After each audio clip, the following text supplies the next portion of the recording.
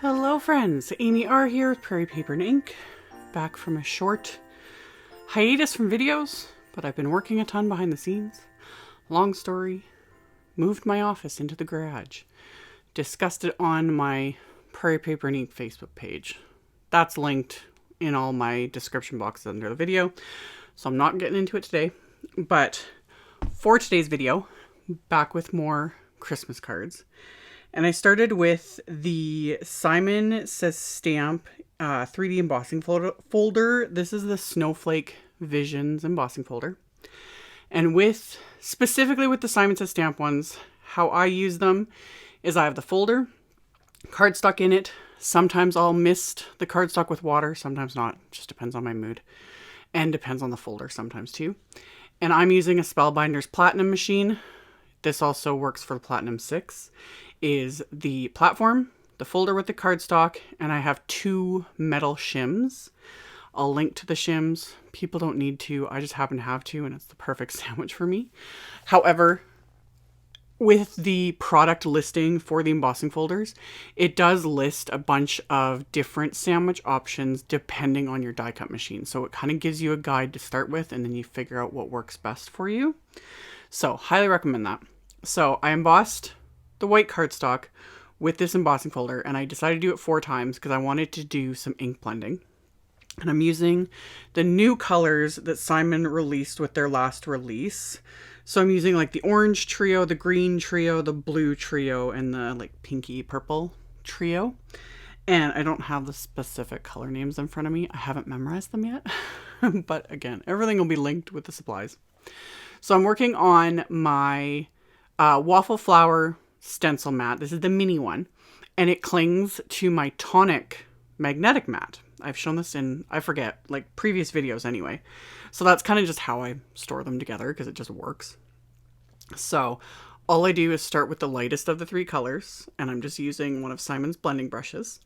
And I start with the lightest, and then I do the medium, then I do the darkest, and then I kind of work my way back just because mostly I start, a little more conservatively, and then I pull the color in more onto the panel because I was really liking how the color looked.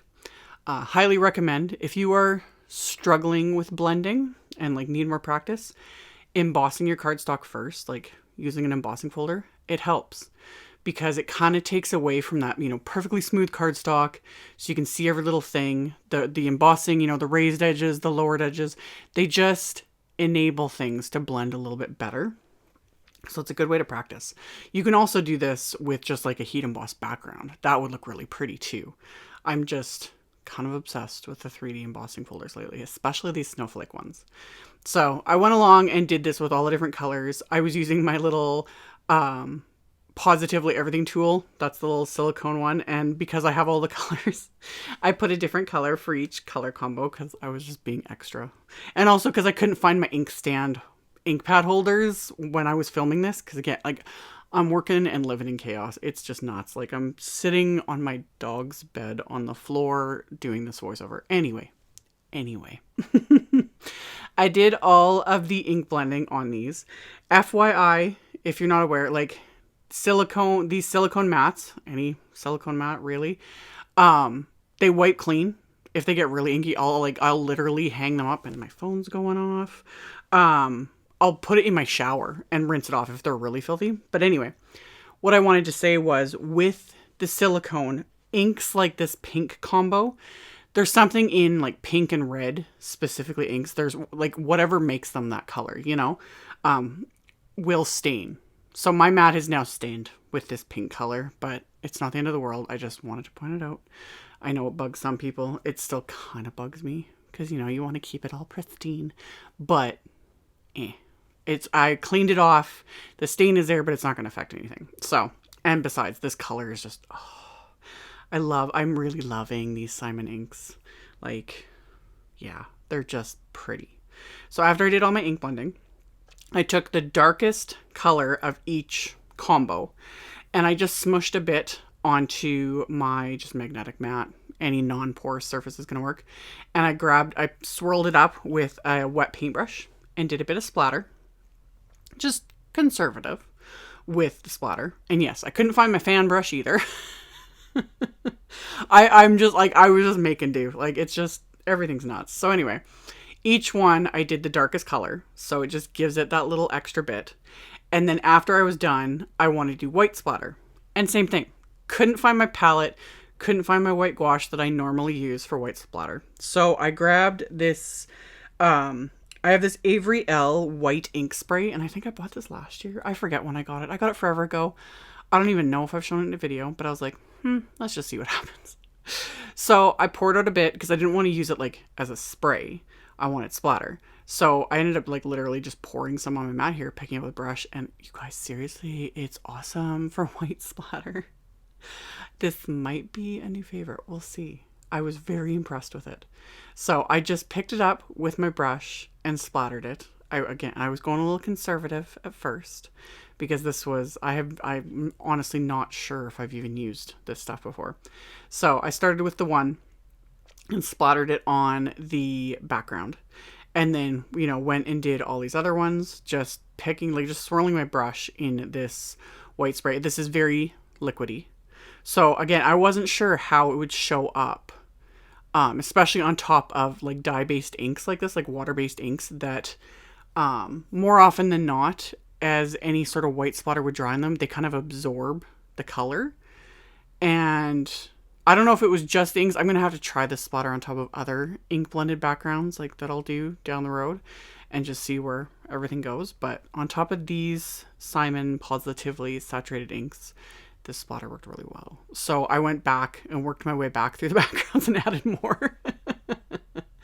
So added splatter to all of these backgrounds and just working in my splat box, which you guys can see is heavily, heavily covered. It just, has created its own little design over however long I've had this thing, a year, 2 years, however long it's been.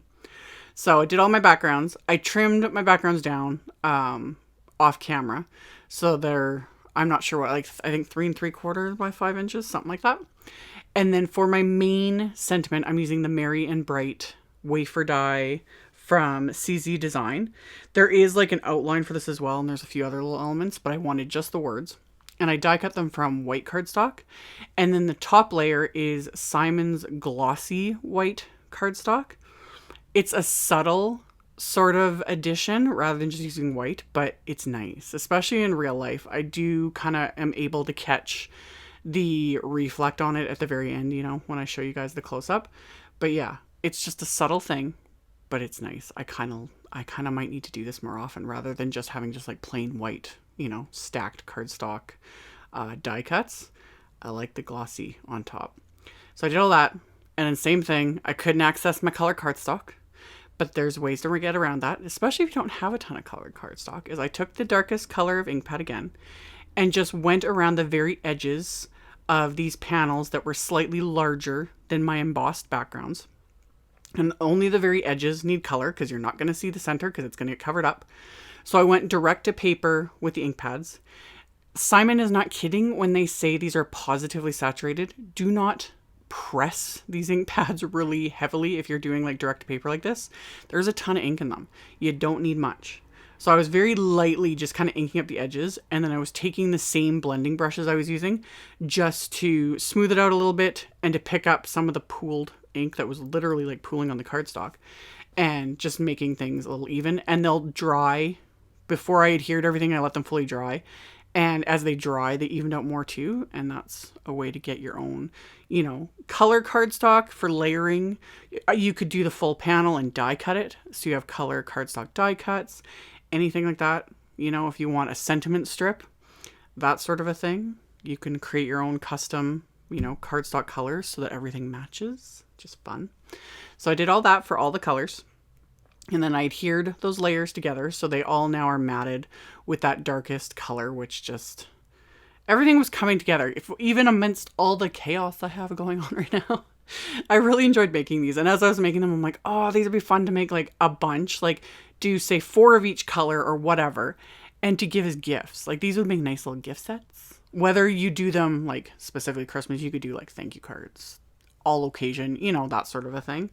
But yeah, these are definitely the type of cards you could mass produce. And if you wanted to skip like the die cutting of the sentiments and the stacking, because that probably took the longest, you could just do stamped sentiments and adhere them on top. That would look great too. So after I adhered my layers, I adhered my die cut sentiments. And you can kind of see that shiny, like glossy white cardstock there. My light did actually pick that up a little bit.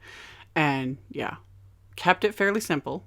On the insides of the cards, I used the Snowflake Edges stamp set. I love the stamp set. I need to do like actual cards with this set. But I just took one of the corner stamps that has like the little border and the little stitching border and the snowflakes.